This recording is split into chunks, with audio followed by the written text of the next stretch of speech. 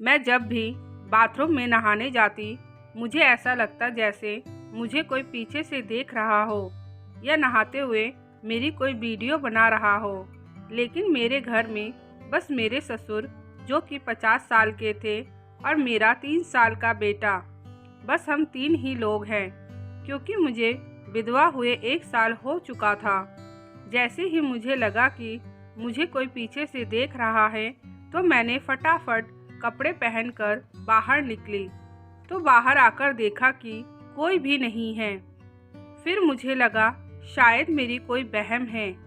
मेरा नाम अंजलि है और मेरी उम्र 17 साल की है। आज मेरी शादी हो रही थी। ये शादी कोई शादी नहीं, हादसा था। क्योंकि मेरे होने वाले पति के साथ मेरी दीदी की शादी होने वाली थी। मेरी दीदी शादी वाले दिन ही भाग गई और एक खत छोड़ गई थी। मेरी बहन ने उस खत में लिखा था कि मैं किसी और लड़के से प्यार करती हूँ और मैं उसी के साथ भागकर शादी करने जा रही हूँ। आप लोगों ने मेरी शादी कहीं और तय कर दिया था, इसलिए मेरी हिम्मत नहीं हो रही थी कि मैं आप लोगों को बता पाऊँ। जैसे ही सब लोगों को पता चला कि मेरी दीदी भाग गई है तो लड़के वालों के रिश्तेदार शोर मचाने लग गए कि लड़की तो भाग गई है। इन लोगों ने पता नहीं अपनी बेटी का कैसे परवरिश करी है। अगर उसको भागना ही था तो शादी से पहले भाग जाती। शादी वाले दिन ही भागकर तमाशा करना ज़रूरी था क्या? उसने अपने मम्मी पापा के बारे में भी नहीं सोचा। सबका तमाशा बनाकर रख दिया है। मम्मी पापा भी रो रहे थे। उनको समझ नहीं आ रहा था कि हम लोग क्या करें। लड़के वालों के रिश्तेदार कहने लगे, चलो हम बारात वापस लेकर चलते हैं। मेरे पापा कहने लगे, ऐसा मत करिए, हम किसी को मुंह दिखाने लायक नहीं रहेंगे। तो वह लोग कहने लगे, तुम्हारी बेटी ने कहीं मुंह दिखाने लायक छोड़ा भी नहीं है। तभी मेरा बहनोई मेरे मम्मी पापा के पास आया और कहने लगा कि मैं आपकी छोटी बेटी से शादी करने को तैयार हूँ, जिससे हम दोनों की ही इज्जत उछलने से बच जाएगी। तो लड़के वालों के रिश्तेदारों ने मना किया। सब कहने लगे कि बड़ी बेटी भागकर शादी कर रही है, पता नहीं छोटी बहन के बीच चाल चलन कैसे होंगे। लेकिन मेरा बहनोई नहीं माना। उसने मेरे साथ शादी कर ही ली। मेरे ससुराल में मेरी सास नहीं थी, बस मेरे ससुर और मेरे पति थे।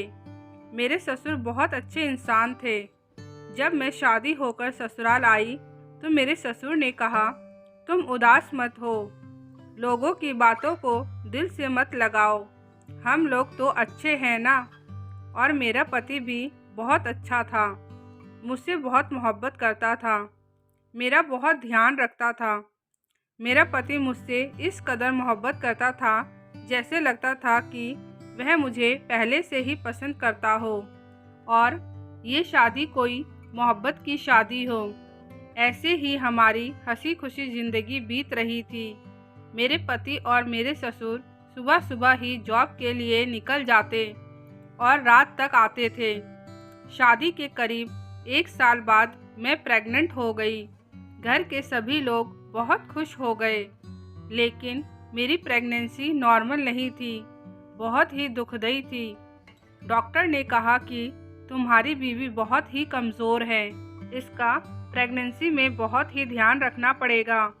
मेरे ससुर और मेरे पति ने पूरी प्रेगनेंसी में मेरा बहुत ध्यान रखा, किसी भी चीज़ की कोई कमी नहीं छोड़ते थे। मुझे ऐसा लगता था जैसे मैंने पता नहीं कौन सा भाग्य करके आई हूँ जो ऐसा ससुर और ऐसे पति मिला है। मेरे 9 महीने बीत गए। एक दिन मुझे लेबर पेन होने लगा तो मुझे डॉक्टर के पास लेकर गए। डॉक्टर ने जब मुझे चेक किया तो डॉक्टर ने मेरे पति को बोला कि कंडीशन बहुत ख़राब है, हम तुम्हारी बीवी या बच्चा दोनों में से एक को बचा सकते हैं। तो मेरे ससुर ने कहा, मेरी बहू को बचाइए, और मेरे पति ने भी कहा, मेरी पत्नी को बचाइए। लेकिन खुदा की रहमत थी कि उस ऑपरेशन में हम दोनों ही बच गए। मेरा बेटा भी बिल्कुल सही सलामत था। मेरे ससुर ने मेरे बेटे का नाम रेयांश रखा। मेरा ससुर फूले नहीं समा रहा था कि मुझे पोता हुआ है। अब मेरा बेटा 2 साल का हो गया था। हमारी सुखमय जिंदगी बीत रही थी। एक दिन मेरी खुशियों की पता नहीं किसको नज़र लग गई। मेरे पति की एक सड़क दुर्घटना में मौत हो गई। मेरी तो जैसे जिंदगी ही उजड़ गई थी। दुखों का पहाड़ गिर पड़ा था। मेरे पति के जाने के बाद मैं भी मर जाना चाहती थी, लेकिन मेरे मम्मी पापा ने किसी तरीके से मुझे संभाला। मेरे 2 साल के बेटे का वास्ता देने लगे कि अगर तुझे कुछ हो जाएगा तो तेरे बेटे को कौन संभालेगा और तेरे पापा समान ससुर को कौन देखेगा। उन्होंने भी तो जवान बेटा खो दिया है। लेकिन किसी के जाने से किसी की ज़िंदगी नहीं रुकती है, जीना तो पड़ता ही है। मैंने भी अपने बेटे और ससुर को देखकर जीना शुरू कर दिया। अब मेरे पति को गुजरे हुए 1 साल बीत गया था। मेरा बेटा भी 3 साल का हो गया। मेरे मम्मी पापा ने अपनी सारी प्रॉपर्टी मेरे नाम पर कर दिया, क्योंकि हम 2 बहनों के अलावा और कोई भी नहीं था और मेरी बहन का तो कोई अता पता ही नहीं था।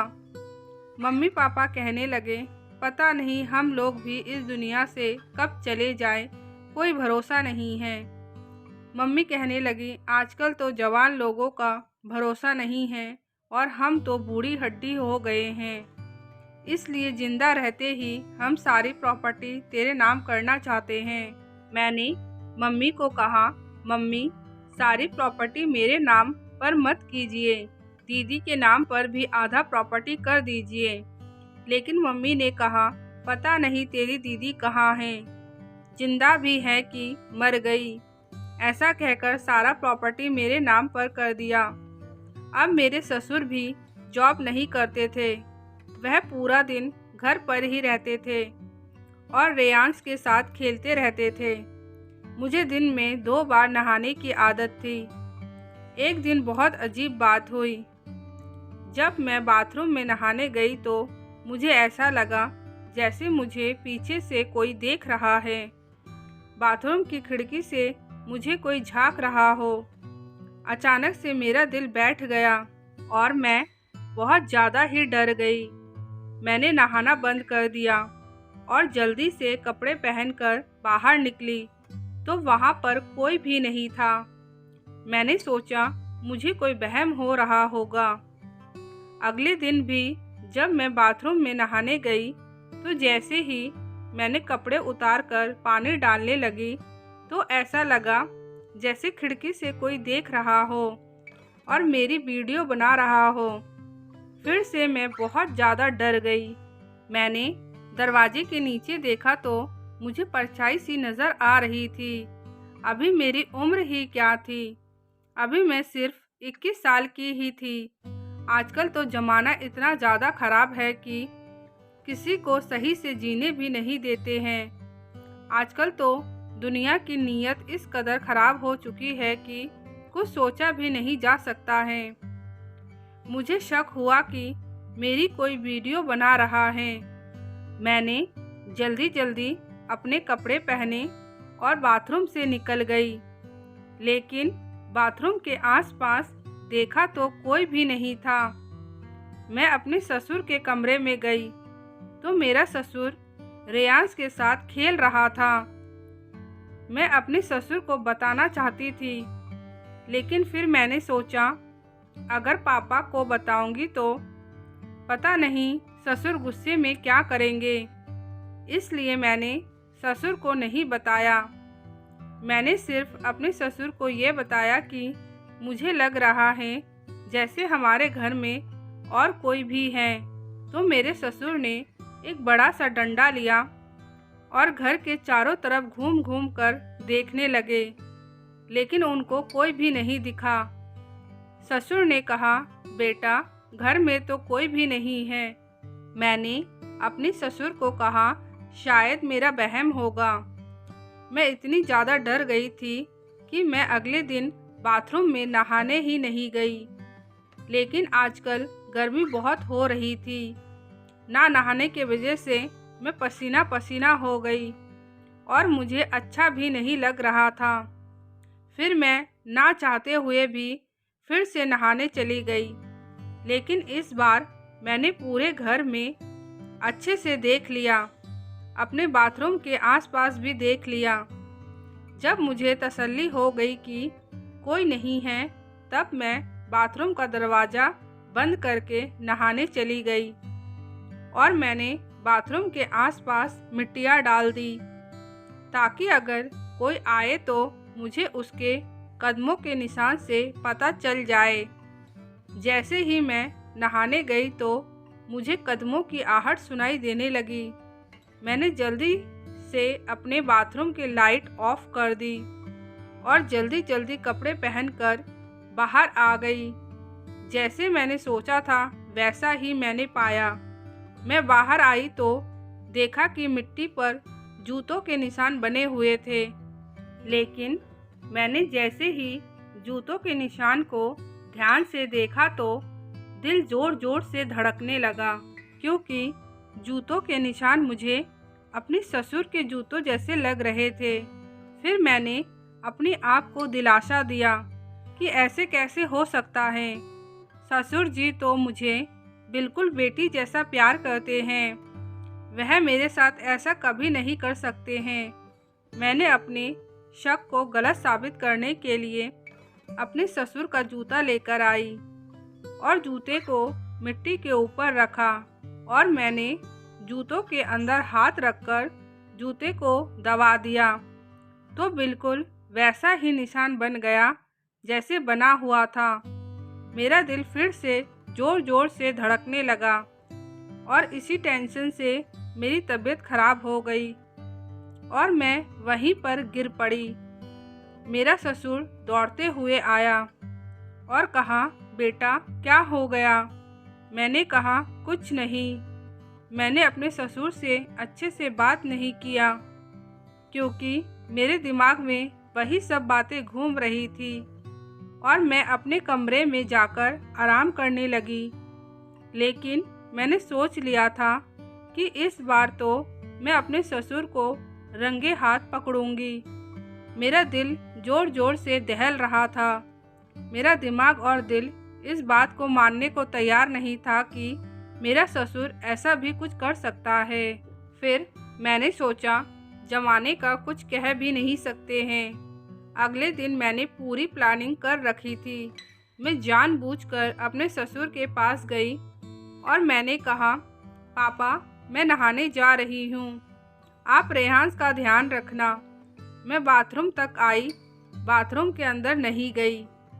बाथरूम के बाहर से ही दरवाज़ा बंद करने का नाटक किया और बाथरूम के आसपास की लाइट को ऑफ कर दिया और मैं एक बड़ा सा डंडा लेकर छुप गई। जैसे ही मैं छुपी तो मैंने देखा एक आदमी आया और बाथरूम के खिड़की के पास खड़ा हो गया। मैंने पैरों की तरफ देखा तो मेरे ससुर के ही जूते थे। वह आदमी मोबाइल लेकर वीडियो बनाने लगा। उसी टाइम मैंने डंडे से ज़ोरदार उसके सर पर वार किया और वह आदमी वहीं पर गिर पड़ा। मैंने उसके सर पर और एक डंडा मारा और उसके बाद मैंने सारी लाइट ऑन कर दी। जैसे ही मैंने लाइट को ऑन किया तो उस आदमी को देखकर मेरा सर चकराने लगा, क्योंकि वह आदमी और कोई नहीं, मेरी अपनी सगी बहन थी। उधर से मेरे ससुर भी भागते हुए आए और मुझसे पूछने लगे, बेटा क्या हुआ? मेरे ससुर ने देखा कि जमीन पर एक आदमी गिरा पड़ा है। मेरी बहन ने मेरे ससुर के कपड़े और जूते पहन रखे थे, लेकिन मुझे समझ नहीं आ रहा था कि मेरी अपनी सगी बहन मेरी नहाते हुए वीडियो क्यों बना रही थी और मेरे ससुर के कपड़े और जूते क्यों पहन रखे थे। मैंने और मेरे ससुर ने मेरी बहन को उठाकर बेड पर लेटा दिया। उसके बाद उसके चेहरे पर पानी छिड़का ताकि वह होश में आ जाए। मेरे ससुर भी मेरी बहन को देखकर बहुत हैरान हो रहे थे। थोड़ी देर बाद मेरी बहन होश में आ गई। उसके बाद मैंने उससे पूछा कि आप ऐसा क्यों कर रही थी? आप मेरा नहाते हुए वीडियो क्यों बना रही थी? और मेरे ससुर के कपड़े और जूते पहनकर क्या करती थी? तो मेरी बहन ज़ोर ज़ोर से रोने लगी और कहने लगी, मैं तुमसे जलने लगी थी, इसलिए ऐसी हरकत कर रही थी। मैं तुम्हारा नहाते हुए वीडियो बनाकर सोशल मीडिया पर डालने वाली थी, क्योंकि तुम कोई बूढ़ी तो हो नहीं, एक 21 साल की जवान औरत हो। मैं तुम्हें बदनाम करना चाहती थी और मैं तुम्हारे ससुर के कपड़े और जूते इसलिए पहनती थी कि सारा दोष तुम्हारे ससुर पर जाए। ये सब बातें सुनकर मेरे तो पैरों तले जमीन निकल गई और जो मैं अपने ससुर पर शक कर रही थी वह सब गलत निकल गया। मैंने पूछा, दीदी आप मुझसे क्यों जलती हो? मैंने तो आपके साथ ऐसा कुछ भी नहीं किया है। आप उस दिन अपनी मर्जी से भाग कर गई थी। उसके बाद घर वालों ने मेरी शादी ज़बरदस्ती करवा दी। तो मेरी बहन कहने लगी, हाँ मैं जानती हूँ, उस दिन मैं अपनी मर्जी से गई थी। जिस आदमी के लिए मैं भाग कर गई थी वह आदमी अच्छा नहीं निकला। रोज़ शराब पीकर आता और मुझे खूब मारता। मैं जॉब करके जो भी थोड़ी बहुत इनकम करती, मेरा पति मेरे से सब पैसे छीन लेता था। मेरी ज़िंदगी बिल्कुल नर्क बन गई थी, इसलिए मैंने उसको छोड़ दिया। उसके बाद आई तो पता चला कि तुम्हारी मेरे होने वाले पति से शादी हो गई है, तुम्हारा एक बेटा भी है और मम्मी पापा ने सारी प्रॉपर्टी तुम्हारे नाम पर कर दी है। इसी जलन में मैंने तुम्हारे साथ ये सब किया। फिर मैंने बोला, दीदी आप टेंशन मत लो, मेरी आधी प्रॉपर्टी आपकी ही है। मैंने पहले ही सोच रखा था जिस दिन भी आप आएंगी मैं आपकी प्रॉपर्टी आपके नाम कर दूंगी। कुछ दिन बाद मैंने दीदी की प्रॉपर्टी उनके नाम पर कर दी। मम्मी पापा भी दीदी को देखकर बहुत खुश हो गए। अब दीदी मम्मी पापा के पास ही रहती है। मुझे अपनी दीदी वापस मिल गई थी। धन्यवाद दोस्तों, आप लोग सब स्वस्थ रहे और खुश रहे।